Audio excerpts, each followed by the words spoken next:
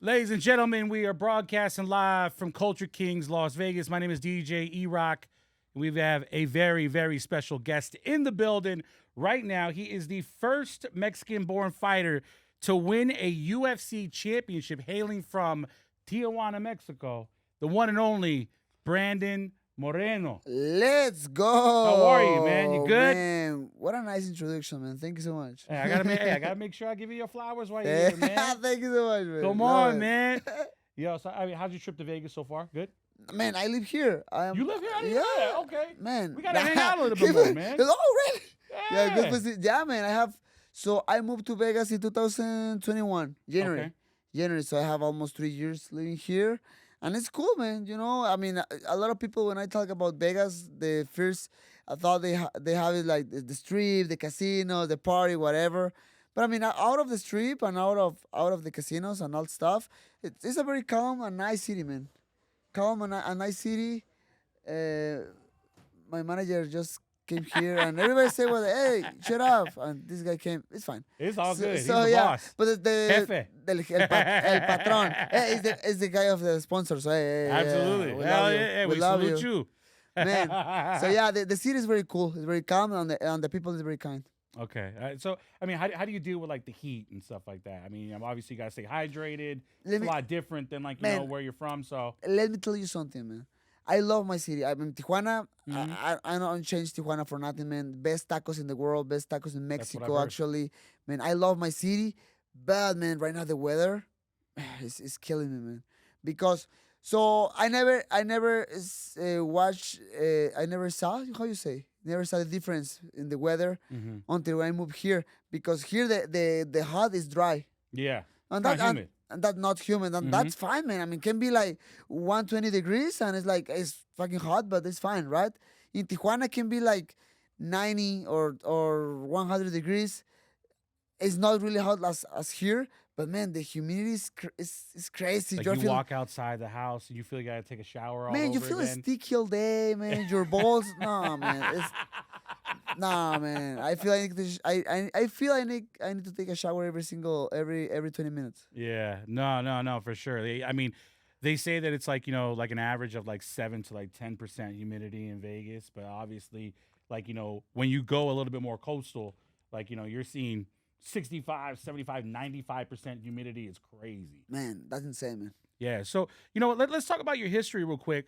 I was told that your family had a pinata business, Yes. but you weren't the best pinata maker yourself, though. That's what that's what I was told. Yeah. Yeah, so I born on that, like my I born my watching my parents like waking up in the morning, starting with the piñata business with their own company. Mm-hmm. So they make the piñatas in Tijuana, but they sell it in San Diego area, in Los Angeles, Yeah. and that's it. But yeah, my father tried to teach me how to build piñatas, but man, I suck building piñatas, man. When I'm start getting this kind of fame, a lot of people thought I worked there, and I tried to be very clear with them, like, man. I mean, I was working there, but not building piñatas because I sucked. Mhm. My father was so mad with me every single time he was trying to teach me. Really? Yeah, because he got like very stressful. Like, oh, you know what? Go with your mom upstairs and see what can you do, because you sucks doing piñatas, and it's fine. So Well, you turned out quite well, so like things are not bad right yeah, now. no, everything is cool right now, man. Don't worry about don't worry with that. But yeah, so I'm start to decorate piñata sticks. Okay. Okay, so my father's buy all the piñata sticks, and you put the paper around and decorate the piñata sticks and everything. So that was my business until I moved to the UFC and I started to do my career. So before UFC, now I was also told that Before you, UFC, I was doing piñata sticks all day, man, and training. no, now this is something. But I heard that you were also planning on being a lawyer. Kind of, man. Kind of? I don't Okay.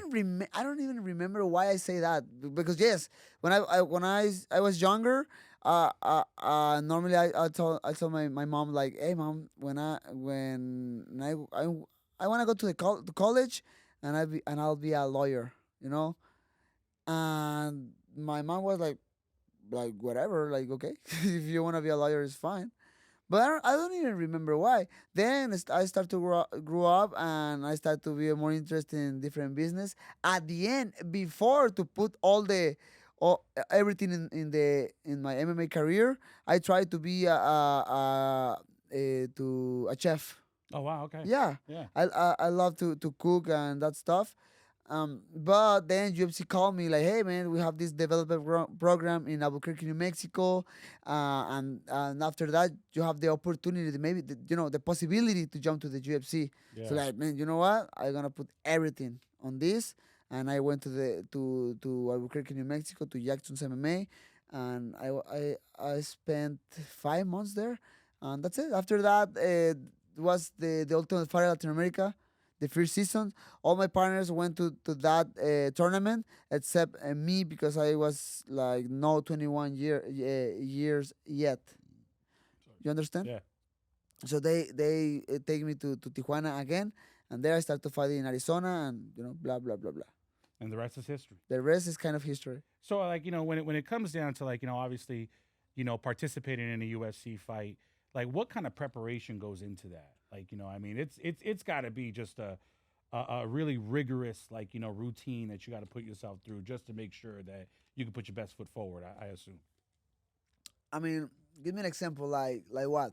Like for instance, I've had a fighter in here that said that he would have zero carbs, no soda, no sugar. Oh, talking about like, diet, for example. Diet or just exercise, or I whichever. mean, if you wanna, I can start from that. In my diet, I try to put a balance on my diet. Mhm. In the morning, for example, I eat like 3 or 4 eggs, and with vegetables. I love asparagus or spinach in the morning. Red peppers, two slices of bread, uh, Irish butter, and bacon. I mean, that's an example. So I'm trying to put everything on balance on my plate, but at the same time, I'm trying to control a lot my level of sugar. Man, I have a campaign against sugar, man. That's terrible. That's killing us. Yeah, Man, sugar. that's Sugar's killing terrible us, for you. man. Yeah. That's killing us for sure. So I have a campaign against the sugar and the trans fats and that stuff. So yes, man. I mean, talking about my nutrition is like that. And talking about my routine, I mean, I'm a boring guy, man. I'm terrible. Sometimes I feel very bad with my family because I mean I don't like to go to a party. I don't like to go party or whatever. I Mhm. just love to spend time with my family, with my daughters. Weekends, go to some restaurant or go to the movie theater, and that's it. Sometimes even weekends just be in the pool now in my home, and that's my life. That's it, man. That's why I'm a boring guy. Now we can't forget that you are also a big Lego and Funko Pop collector. I'm a collectionist, actually. Yeah. Yeah. So you have how many Funko Pops right now currently? I mean, I stopped the count, man. Wow. I promise. That's a But lot. I mean, I think it's. That's a lot. But I think almost 300 Funko Wow. Pops. Almost. That's a lot. That could fill this whole entire room. No, I mean it's Yeah. a lot of Funko Pops, and Lego sets. Almost 40. Yeah, Wow. I think almost 40, between big ones and small ones. And man, since a kid, I was being a collector. I remember me collecting everything like tassels. I don't know if you know what is tassels. It's some very Mexican stuff. And that's it. And now when I have the enough money to buy my toys, right now I collect like Pokemon cards. I collect the Funko Pops, Yeah. the Lego sets. I collect sports jerseys. I'm a big guy, sports jersey man, a guy. guy gave me right now a jersey from the Las Vegas Lights. Las Vegas Lights. Yeah. That's man, Dude, that's that amazing. jersey's hard. It's very cool, man. So I collect sneakers. I collect comic books. I collect a lot of different things. I feel like we're like the same person because like literally everything that you like, I collect also. No I have way. a big Funko Pop collection, big on sneakers, big on jerseys, and that's my big thing. I'm a really big jersey guy, really big jersey. Any kind of jerseys or one sport in specific? Baseball primarily. Baseball. I love baseball. Man, I have jerseys. a few ones of baseball. I have American football, soccer, basketball, hockey. Nice. Nice. What would you say is your most prized, like, like collector's item that you have? And I don't have like a really prizeful item right now. You know, I mean, I'm start collecting Legos in 2018, Funkos in 2019. Right now, the most recent collection I have is my Pokemon cards. I started this year, like That's a thriving business right now, too. like 3 months ago. Yeah. Yeah, I've been pull a few good cards. Oh, You wow. know, but nothing crazy expensive. Damn. See, I need to get into that. But, I know you have a busy schedule here. I really appreciate, you putting some time to, like, answering some questions, hanging out with me. And, I found out a lot of great things, too. Like, we're into a lot of the same things, which is amazing. All right, let's go. Thank you. So, Thank you, man. before we're out of here, for those watching, Latino or not Latino, what's something that you can let them know about being Latino and living your dreams? Man, I'm just a hard worker, man. Right now I'm understanding that, like, because I'm saying that because my career is kind of, I had a lot of obstacles. I lost a few fights, in my journey. I would love to be this undefeated fighter, like, Khabib Nurmagomedov, like, hey, I'm defeated and bye bye. I don't want to know nothing about the sport anymore, But looks like it's not my journey, and I have to embrace that. The idea to just keep going forward, and looks like I have this weird ability to just keep going.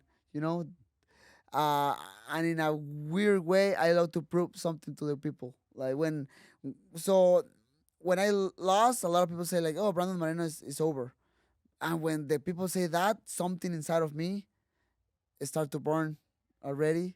And right now, that's my journey. So I think that's very similar than like the Latino fighters. This like the Mexican style of boxing, the Mexican hurt. It's just to. I mean, we are warriors, man. We are warriors, and I'm very proud of that. I love that. Brandon Moreno in the building. Culture Kings, Las Vegas. You got a whole bunch of. Did you hear the roar out there? I hear right now, man. You got I'm fans excited. out there Let's waiting go. for you. Let's get you out there. Let's go. Let's go.